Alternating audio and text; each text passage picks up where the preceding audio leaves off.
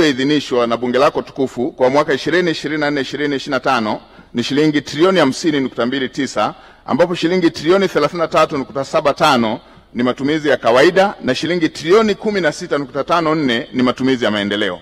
Katika kipindi cha Julai 24 hadi Mei 25, ridhaa ya matumizi iliyotolewa ilikuwa ni shilingi trilioni 42.90, ikiwa ni sawa na asilimia 85.3 ya lengo la mwaka. Mheshimiwa Spika, katika kiasi hicho, ridhaa ya matumizi ya shilingi trilioni 30.63 ambayo ni sawa na asilimia 90.8 ya lengo la mwaka ilikuwa ni kwa ajili ya matumizi ya kawaida.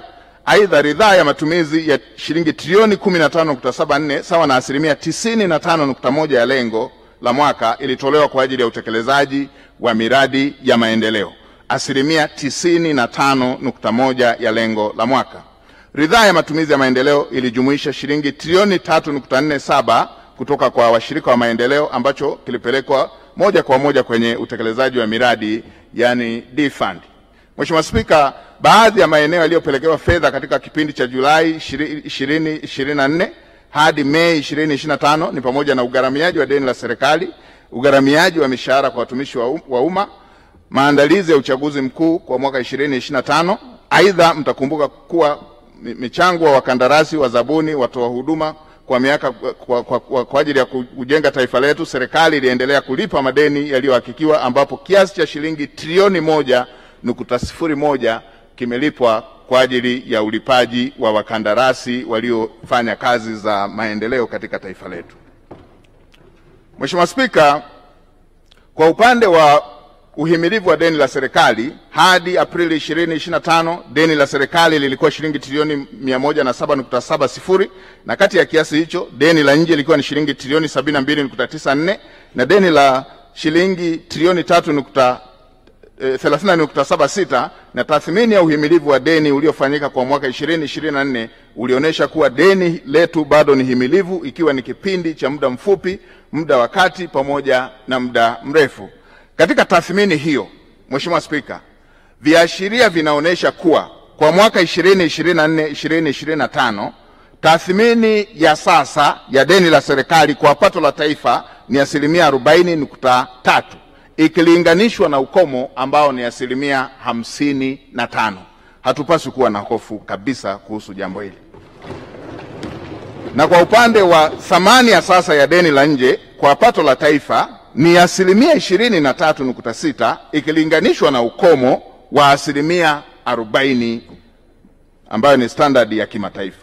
Na thamani ya sasa ya deni la nje kwa mauzo ya nje ni asilimia 123.8 ikilinganishwa na ukomo ambao ni asilimia 180. Hatupaswi kuwa na hofu na jambo hilo. Mheshimiwa Spika, hadi Machi 2025 kampuni ya Moody's Investors Services ilifanya zoezi la mapitio ya kwanza ya tathmini ya nchi kukopesheka katika masoko ya fedha ya kimataifa kwa mwaka 2025, ambayo inaongelea pia uimara wa uchumi wa taifa letu. Baada ya kukamilika kwa zoezi hilo, kampuni hiyo ilichapisha matokeo ambayo yameendelea kuiweka Tanzania katika daraja la B1 kama ilivyokuwa kwa matokeo ya mwisho wa mwaka 2024. Aidha, kampuni nyingine kubwa Fitch Ratings iliendelea na mapitio ya kwanza kwa mwaka 2025, inatarajia kuchapisha matokeo hivi karibuni.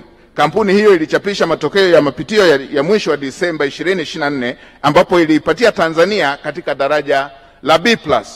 Mheshimiwa Spika, katika matokeo ya tathmini nchi yetu kukopesheka katika masoko ya mitaji na uhimilivu na uimara wa uchumi kimataifa inaendelea kuipa taswira chanya nchi yetu katika medani za kimataifa. Matokeo hayo ni bora kuliko nchi nyingine katika ukanda wa Afrika Mashariki na Kati na kusini mwa jangwa la Sahara.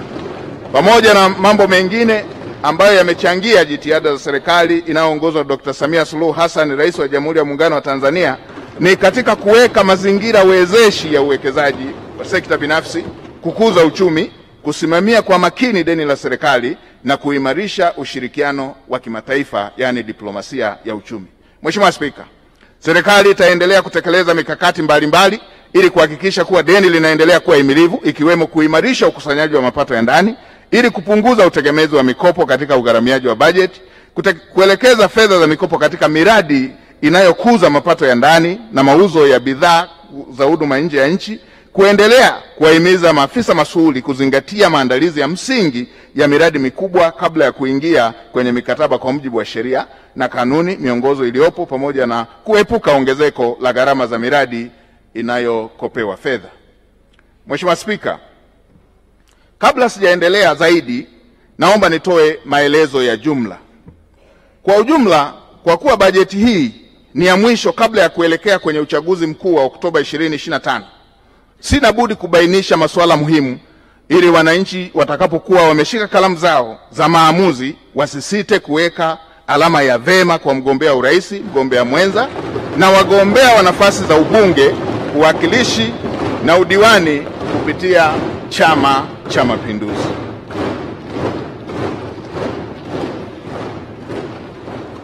Mheshimiwa Spika,